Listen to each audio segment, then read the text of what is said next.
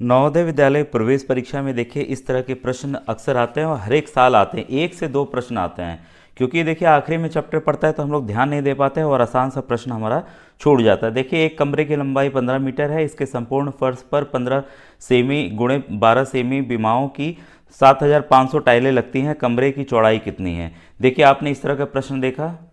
एक और देखिए 2022 का ही प्रश्न, एक शीशे के घन जिसकी भुजा 6 सेमी है को पिघलाकर 27 एक समान घन बनाए जाते हैं, इस प्रकार बने प्रत्येक छोटे घन की भुजा की लंबाई कितनी होगी। अब ये देखिए प्रश्न नंबर 51, एक हॉल की लंबाई तथा चौड़ाई में 23 मीटर का अंतर है, जहां लंबाई जो है चौड़ाई से बड़ी है।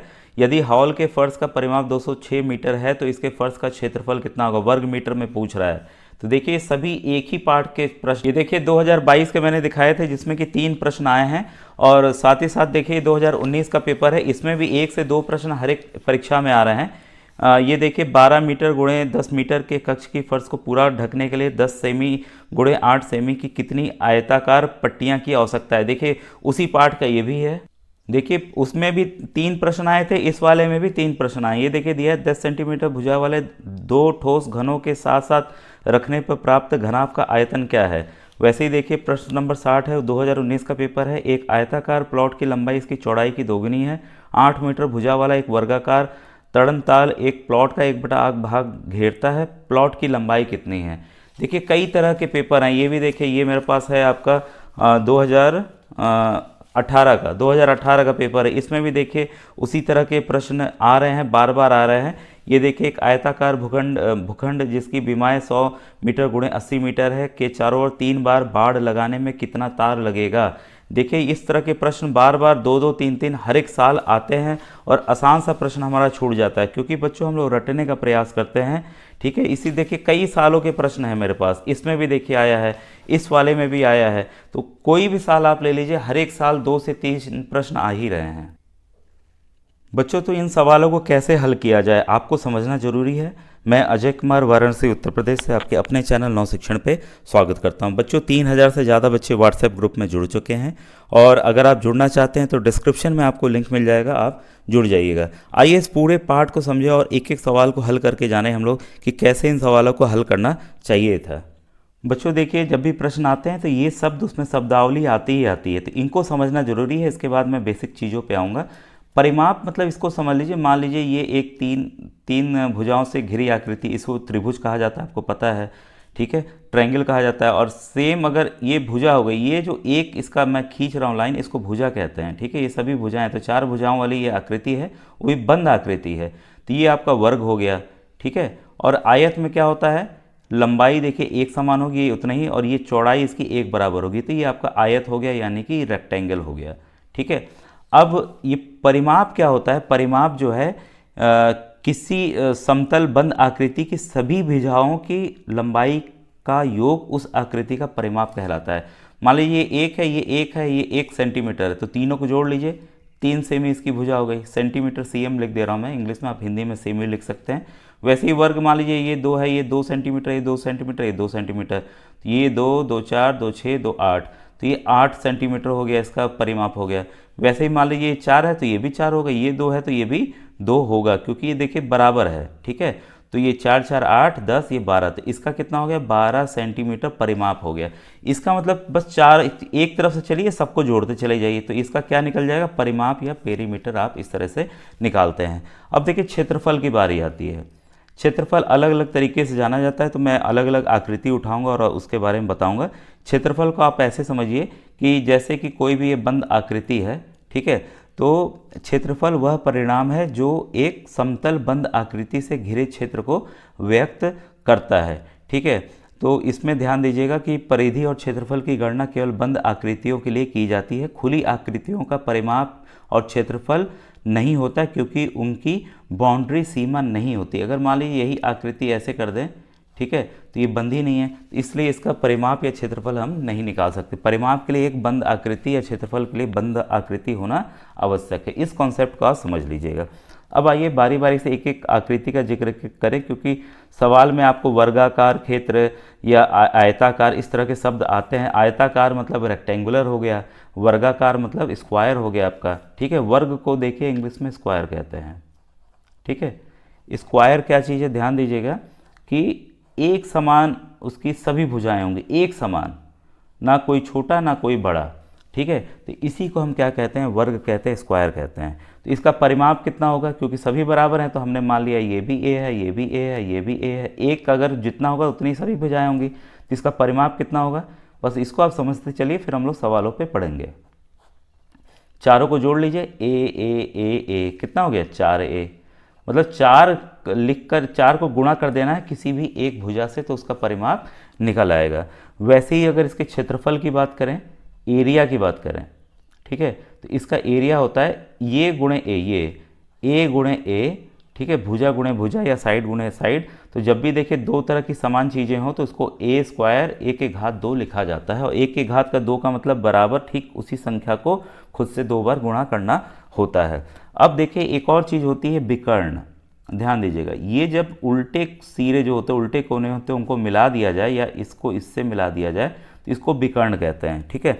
तो विकर्ण का जो अगर विकर्ण मान लीजिए ये डी दिया, इसमें बता दें वर्ग में अगर ये इसकी लंबाई डी है तो ये भी डी होगा। तो इस आधार पे भी कभी कभी क्षेत्रफल निकाला जा सकता है, भुजा ना दे के विकर्ण दे दें, ठीक है, तब आप फॉर्मूला लगाएंगे क्षेत्रफल का। ये मैं वर्ग के लिए बता रहा हूँ, ध्यान दीजिएगा, कंफ्यूज मत होइएगा। वर्ग का क्षेत्रफल जो है वो होता है डी स्क्वायर बटे 2। डी स्क्वायर मतलब डी को 2 बार गुणा करेंगे, डी गुणे 2 मतलब विकर्ण गुणे विकर्ण बटे 2। और कई बार उल्टा भी बच्चों पूछा जाता है कि ये आपका ये दे देगा, डी दे देगा, बोलेगा कि क्षेत्रफल कितना है, तो आप उल्टा करेंगे, इसको क्या करेंगे, देखिए मैं दिखा दे रहा हूँ, डी स्क्वायर क्या करेंगे, ये क्रॉस मल्टीप्लाई होगा तो ऊपर चला जाएगा, 2 गुणे क्षेत्रफल, मैं शॉर्ट में लिख दे रहा हूँ, ठीक है। अब ये इसको निकालने के लिए आपको क्या करना होगा, d को अकेला करने के लिए, क्योंकि अभी हमें d निकालना है, मान लीजिए विकर्ण निकालना है, तो विकर्ण बराबर क्या हो जाएगा, इसको आप वर्गमूल में ले लेंगे, ये चीज़ें आप वर्गमूल में ले लेंगे, वर्गमूल निकालेंगे। वर्गमूल का पाठ मैंने पढ़ाया हुआ है, बेसिक कॉन्सेप्ट, तो इस फॉर्मूला को आप याद रखिएगा बच्चों, ठीक है। अब दूसरा आता है एक और आयत। आइए आयत को समझे, जिसे इंग्लिश में हम लोग रेक्टेंगल कहते हैं, ठीक है। इसमें क्या है आपका, पहले हम फिगर बना लें फिर हम समझें इसको। ये मान लीजिए इसकी लंबाई l है, ये इसकी चौड़ाई b है, ठीक है। तो इसका परिमाप कैसे निकलेगा, ध्यान दीजिएगा, परिमाप या पेरीमीटर। लंबाई कितनी बार है, 2 बार है, तो मैं 2 बार लिख ले रहा हूँ। चौड़ाई कितनी बार है, ये 2 बार है, तो b + b कर दूँ। देखिए सभी भुजाएं मैंने ले ली, ठीक है। तो कितनी बार l है, 2 बार है, कितनी बार b है, 2 बार b है, तो हमने ऐसे कर लिया। फिर हम क्या करेंगे, 2 को कॉमन ले लेते हैं बाहर। कॉमन लेने से क्या होता है बच्चों, ये जो चीज़ है 2 जिसको लिया है वो दोनों तरफ भाग देगी, तो 2 से भाग दीजिए, ये कट गया, बचा क्या, l। यहाँ पे भी देखिए 2 से भाग दी, कट गया, बचा क्या, b। तो इसलिए इसका जो फॉर्मूला है वो आपको याद कराया जाता है। कैसे आया इसका भी मैं बता दूंगा कि ये वाला कैसे आया है। अगर आप कहेंगे कमेंट सेक्शन में लिखिएगा कि सर ये कैसे आया, ये वाला बताइए, डी स्क्वायर बटे 2, तो ये भी मैं समझा दूंगा, ठीक है। तो ये इसका बेसिक फॉर्मूला हो गया था, 2 गुणे लंबाई प्लस चौड़ाई। अगर हिंदी में याद करना है तो ऐसे, अंग्रेजी में याद करना है तो 2 × l + b, length plus breadth आप याद कर लीजिएगा, ठीक है। अब एक और आखिरी चीज़ बची है, इसके बाद हम लोग सवालों को हल करते हैं। जो तीसरा पॉइंट है वो है आपका ट्रायंगल, त्रिभुज, ठीक है। वो भी हम लोग बात करेंगे एक राइट एंगल ट्रायंगल की, समकोण त्रिभुज की बात करेंगे। कई तरह के त्रिभुज होते हैं, मैंने ये पाठ अलग से पढ़ाया हुआ है। जब यहाँ देखिए 90 डिग्री का कोण बनता रहे तो इसको समकोण त्रिभुज कहते हैं, ठीक है। और ये मान लीजिए इसको ए हमने नाम कर दिया, इसको बी कर दिया, इसको सी कर दिया। हमेशा याद रखिएगा इसको आधार कहा जाता है, आधार यानी कि बेस बी, और इसको लंब यानी कि परपेंडिकुलर कहा जाता है, तो P, और ये जो होता है इसका आपका हाइपोटेन्यूज होता है। तो एक देखिए समकोण त्रिभुज में जो कर्ण का वर्ग जो है, सबसे लंबी भुजा अन्य 2 भुजाओं के वर्गों के योग के बराबर होती है, ये है आपका पाइथागोरस थ्योरम, पाइथागोरस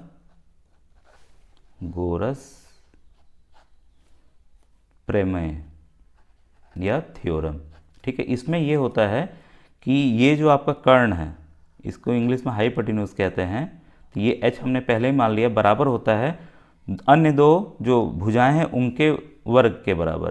तो base square plus p square perpendicular square, मतलब आधार का वर्ग प्लस लंब का वर्ग। ठीक है, तो इसी को पाइथागोरस थ्योरम कहते हैं बच्चों। इसमें आप इसको भुजा के हिसाब से भी लिख सकते हैं, जैसे AC² बराबर BC² प्लस AB²। आप कैसे भी लिख सकते हैं, BA² भी लिख सकते हैं, CB² भी लिख सकते हैं, या CA² भी लिख सकते हैं।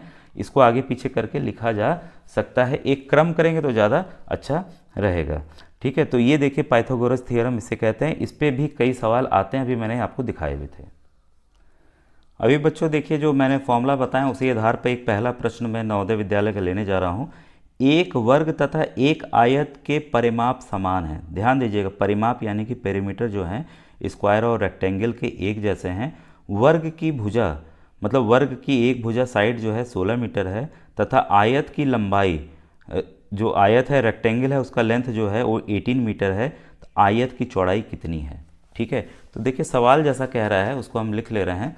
सवाल कह रहा है, ये पहला सवाल है, तो इसमें कह रहा है वर्ग का परिमाप। तो वर्ग का परिमाप आपको पता होता है कितना होता है, 4a बराबर है आयत के परिमाप से, तो 2 गुणे लंबाई प्लस चौड़ाई, लेंथ प्लस ब्रेथ लिख लिया मैंने। ठीक है, इसको क्योंकि हमें ये निकालना है तो इसको मैं पलट के लिख ले रहा हूँ, क्योंकि हमें क्या निकालनी है, इसमें चौड़ाई निकालनी है। ठीक है, तो इसको इधर लिख लेता हूँ और इसको इधर लिख लेता हूँ।